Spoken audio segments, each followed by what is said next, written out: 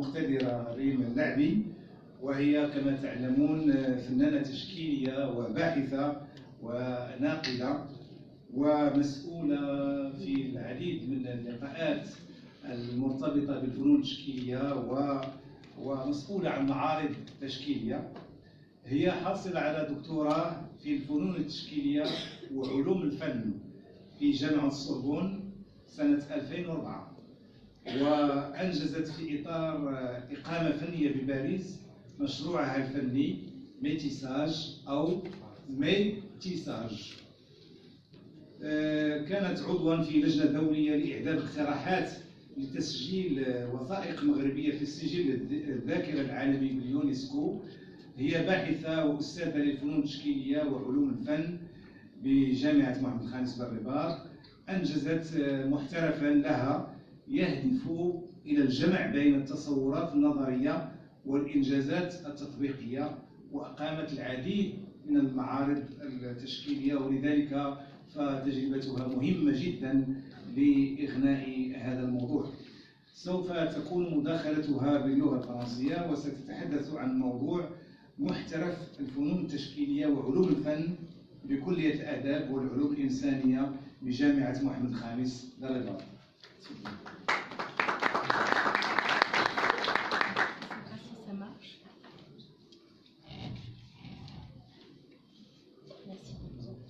Je vous remercie.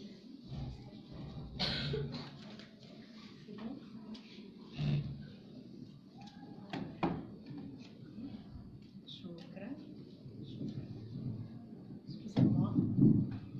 Bonjour. Je vous remercie de cette présentation qui est particulièrement exhaustive et je vais donc contribuer en langue française, étant donné que la langue est une frontière et la frontière est un remède au mur.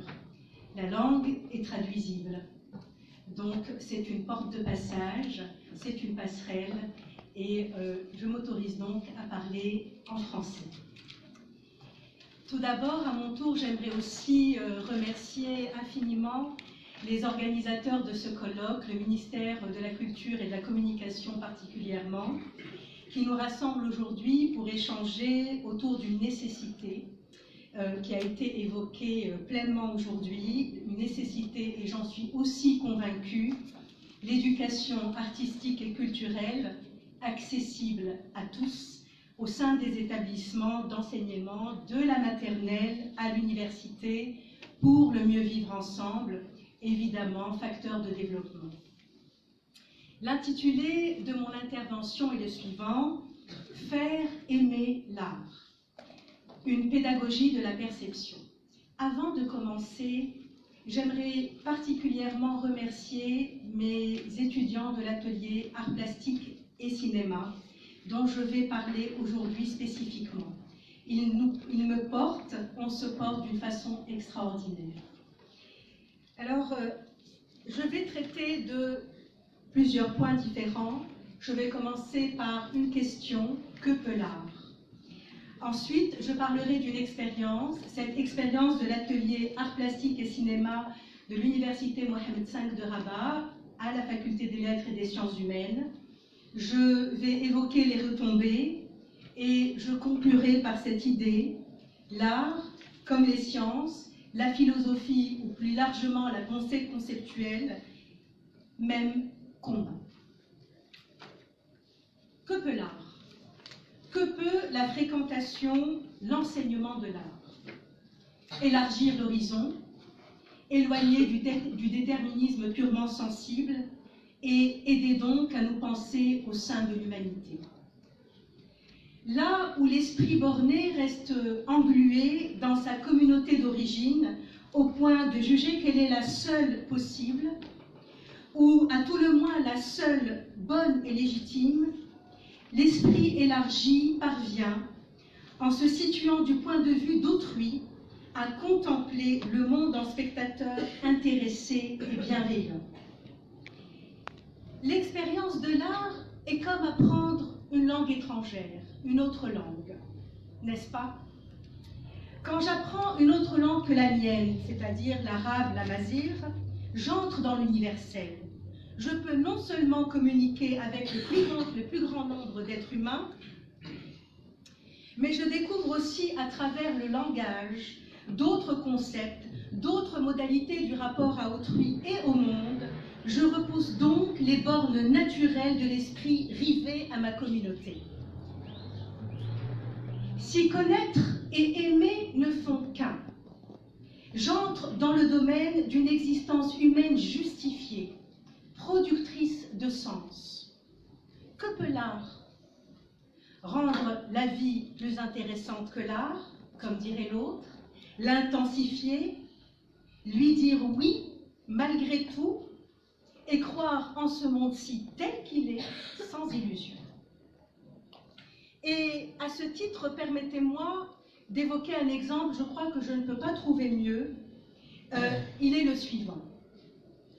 Dans un discours prononcé à l'occasion de la remise de son prix Nobel en décembre 2001, l'écrivain anglo-indien Naipaul a parfaitement décrit cette expérience de la pensée élargie et les bienfaits qu'elle peut apporter non seulement dans l'écriture de son livre, mais plus profondément dans la conduite d'une vie humaine. Je cite.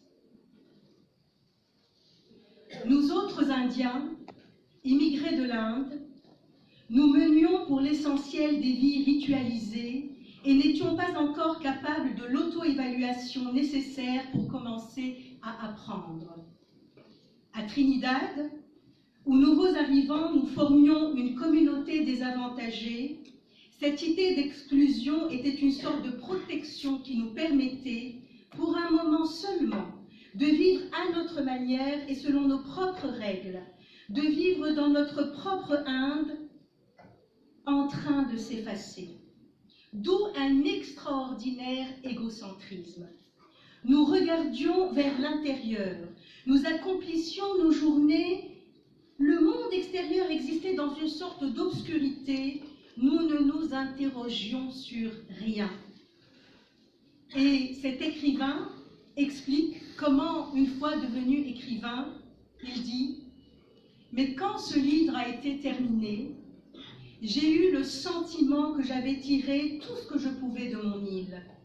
J'avais beau réfléchir, aucune autre histoire ne me venait. Le hasard est alors venu à mon secours. Je suis devenu voyageur. J'ai voyagé aux Antilles et j'ai bien mieux compris le mécanisme colonial dont j'avais fait partie. Je suis allée en Inde, la patrie de mes ancêtres, pendant 1 an. Ce voyage a brisé ma vie en deux. Les livres que j'ai écrits sur ces 2 voyages m'ont hissé vers de nouveaux domaines d'émotion, m'ont donné une vision du monde que je n'avais jamais eue, m'ont élargi techniquement. Alors je vais à présent vous parler d'une expérience personnelle relativement à ces propos, à cette pensée élargie. Cette expérience, elle est celle de l'atelier Arts Plastiques et Cinéma, qui était avant l'atelier Arts Plastiques et Sciences de l'Art, que j'anime depuis 13 ans à l'Université Mohammed V, Faculté des Lettres. C'est un atelier que je donne 8 heures en plus de mes heures habituelles de cours. Comme avaient dit mes collègues précédemment, de toute évidence, cet atelier n'est absolument pas comptabilisé dans le cursus universitaire des étudiants. Les heures que je donne dans cet atelier, c'est-à-dire 8 heures après les 12 heures d'enseignement, ne sont absolument pas non plus comptabilisées dans mon enseignement. Il reste que c'est un îlot, comme les îlots dont on a entendu parler tout à l'heure. C'est un îlot. Et puis, évidemment, il est gorgé d'espérance et d'énergie du désespoir et il fonctionne formidablement. La preuve, ils sont là. Ils ne sont pas notés. Il n'y a pas de point en plus. Et pendant 13 ans, ils sont là. En 2005, donc, j'ai créé cet atelier. Quand tout de même, il faut mentionner que l'ouverture de cet atelier a été initiée par 2 doyens, M. Benrian et M. El-Hani, que je remercie au passage. Cet atelier a aujourd'hui évolué en atelier Arts Plastiques et Cinéma. précisément de quoi il s'agit, quel type d'enseignement je fais, je donne. Il articule des pratiques, des approches pratiques et théoriques de l'art, et observe donc une esthétique du métissage, étant donné qu'aujourd'hui, il a évolué en atelier art plastique et cinéma. Le modérateur vous a indiqué le fait que j'ai eu une formation d'art et sciences de l'art, et donc ça a été inspiré de cette université étrangère qu'est la Sorbonne. Et ce sont des études, cette articulation entre la pratique et la théorie sont des études qui sont menées d'une façon profonde depuis un certain moment, mais toujours récentes aussi dans ces pays européens, et pour lesquels ils continuent à se battre pour la pérennité donc, de ces pratiques-là. Et il faut savoir que j'observe particulièrement les références marocaines dans cet atelier, et elles sont en constante interférence avec les altérités. Qu'est-ce que j'entends par pratique? Pratique, j'entends par là l'acquisition de savoir-faire et la poursuite d'expérimentations concrètes en utilisant divers médiums mis aujourd'hui à la disposition des artistes plasticiens. Par ailleurs, je comprends par théorique le sens que devra donner l'étudiant à une production personnelle, non seulement en la confrontant aux réalisations artistiques contemporaines, mais encore en la mettant en perspective avec les modèles et les contextes culturels différents, et contextes culturels et historiques aussi variés. Et là, évidemment, dans cet enseignement pratique et théorique, les sciences de l'art interviennent. Toutes les sciences qui posent la question de l'art. La philosophie, cette branche esthétique de la philosophie, l'histoire des arts, l'histoire des idées, la psychanalyse, la psychologie, la sociologie, etc. Et je fais intervenir aussi des intervenants des sciences exactes. Il y a des mathématiciens aussi, des physiciens, des chimistes qui viennent contribuer à cet atelier de temps à autre depuis 13 ans. Je vais spécifier, je vais préciser cette expérimentation. Je donne un exemple. En référence à l'actualité artistique, par exemple une exposition en cours, une manifestation nationale ou internationale d'art contemporain, les étudiants conduisent un travail de création en ayant recours à tout ce qui se fait aux différents médiums, peinture, sculpture, vidéo, photographie, etc. Et ceci afin de s'approprier différentes mises en forme artistiques récentes. L'étudiant est celui de son temps. Ensuite, l'étudiant est conduit à expérimenter individuellement la mise en place d'une pratique artistique qui lui est absolument propre. Le choix des techniques, les références, les dispositifs artistiques est laissé au gré des étudiants. Son expérimentation est souvent rapportée à des productions d'artistes divers, marocains et du monde.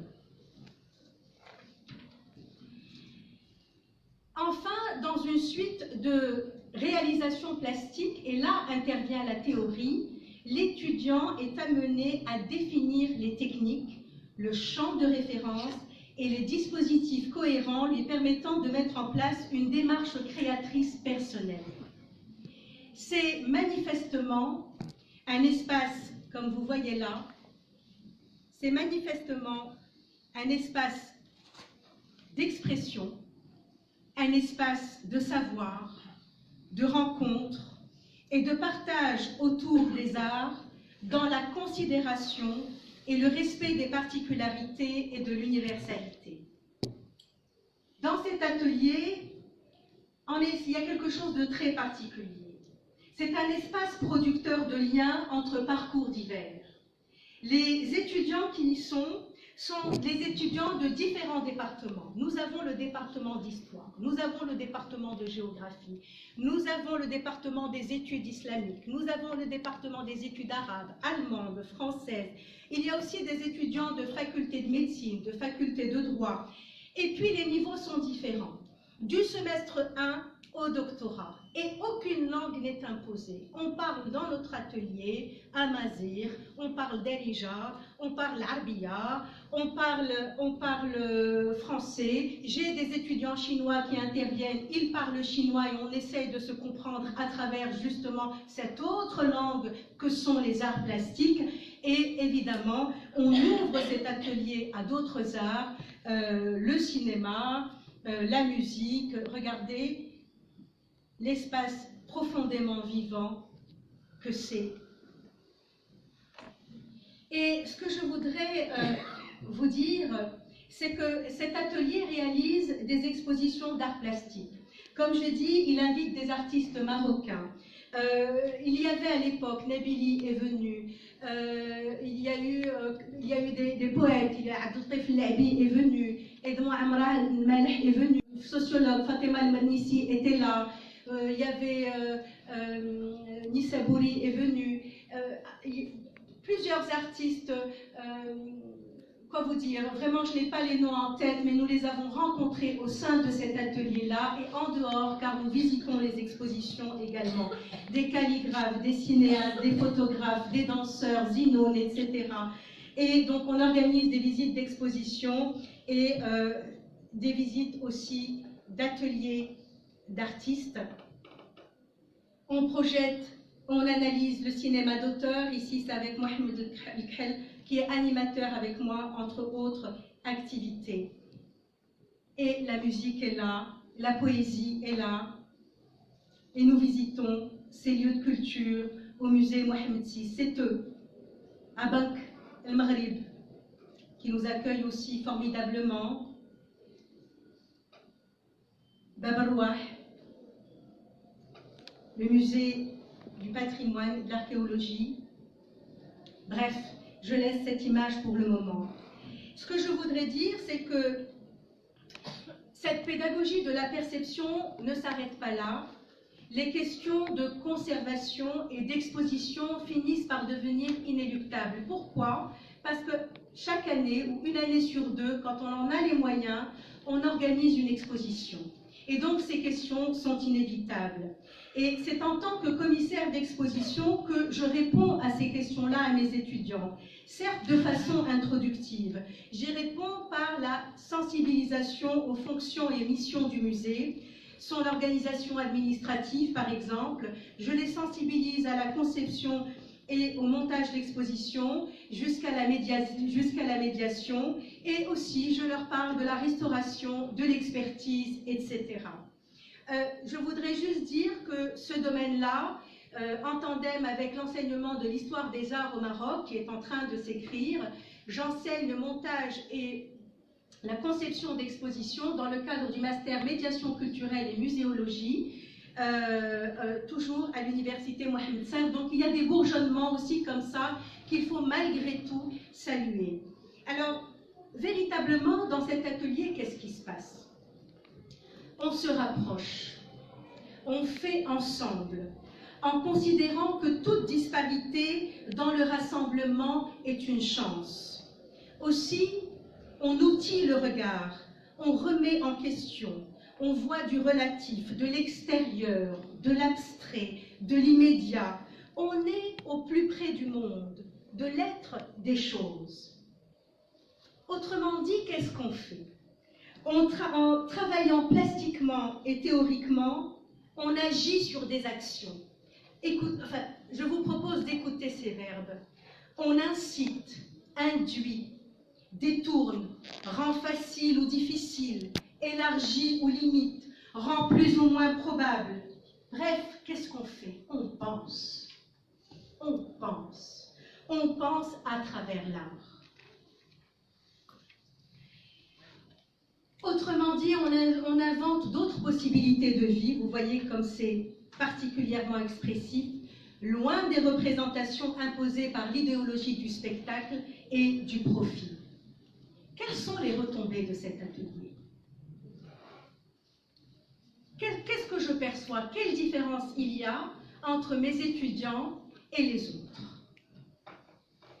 Je perçois, en tout cas dans mes cours, et dans mes cours exclusivement théoriques, c'est-à-dire l'histoire des arts et des idées, Je perçois que les étudiants de l'atelier art plastique et cinéma ont plus de créativité et plus d'imagination. En tout cas, c'est beaucoup plus nourri. Ils représentent, ils interprètent, ils critiquent et communiquent entre eux et avec les professeurs beaucoup plus facilement. Ils interprètent, communiquent, critiquent les sentiments, les messages, les traditions et les innovations avec moins de peur. On les voit évoluer et grandir, on voit qu'ils ont, je répète, moins peur de s'exprimer, on les voit créer des liens avec les camarades et professeurs. Surtout, je remarque que l'atelier ajoute quelque chose dont tout ça a été évoqué par mes collègues tout à l'heure. Tout simplement, je le redis, à travers une expérience profondément tangible, actuelle, elle n'est pas celle du passé, elle existe ici et maintenant. Ce que je remarque, c'est que cet atelier, et il l'a dit tout à l'heure un de mes collègues, ajoute une notion de plaisir. Et le plaisir qui devait être, cette notion-là, elle devrait être plus importante dans l'éducation et corollairement générer l'épanouissement, la confiance en soi et en définitive plus de réussite dans le cursus et finalement dans toutes les autres matières. Cette notion de plaisir, définitivement, elle implique un mieux vivre et un mieux vivre ensemble. Et réellement, ils sont là, regardez-les, c'est tout à fait percevable. L'atelier est producteur de liens, je l'ai mentionné tout à l'heure, et quand ils parlent de l'atelier, ils disent nous, il y a un nous marocain, il y a un nous de l'humanité. Ils sont particulièrement ouverts, ils s'éloignent des clichés. Nous avons toutes les croyances dans cet atelier. C'est vraiment un îlot extraordinaire. Quelquefois, comme a dit Madame Belkacem, ils deviennent artistes, mais pas toujours. On forme le regard, c'est une pédagogie de la perception pour éventuellement devenir public et pérenniser cette fréquentation de l'art. Et souvent, je rencontre dans les vernissages un ancien étudiant qui vient avec sa femme ou son enfant, et sa femme vient me dire « Merci, c'est une occasion pour nous de sortir à Rabat ou à Casa ou autre. » Et là, c'est une immense réussite pour moi. Enfin, l'art, comme les sciences, la philosophie, ou plus généralement, je l'ai dit tout à l'heure, la pensée conceptuelle, même combat. Il nous aide à penser le monde pour mieux y habiter. Et je conclus en disant que, en matière d'art, il y a quand même une spécificité. Les arts, c'est ce qui nous restitue le besoin que nous avons de rencontrer les choses et les êtres de notre monde ordinaire d'une façon plus immédiate et pleine que ne le permet la pensée conceptuelle. Elle est insuffisante, cette pensée conceptuelle, mais évidemment, elle est indispensable. Je vais vous donner un tout petit exemple. Quand je dis le mot fleur, ou quand je le prononce ou je l'écris, donc quand je le dis ou quand je l'écris, je suis déjà loin de la fleur réelle, de la fleur dans le temps, qui éclot, fleurit, se fane. Et l'expérience de l'art et la fréquentation de l'art nous restituent justement cette dimension-là, c'est-à-dire l'émotion, mais une émotion pensante. Voilà, c'est une expérience, elle est là, elle restera, malgré tout, et j'espère qu'elle sera reconnue un jour. Merci.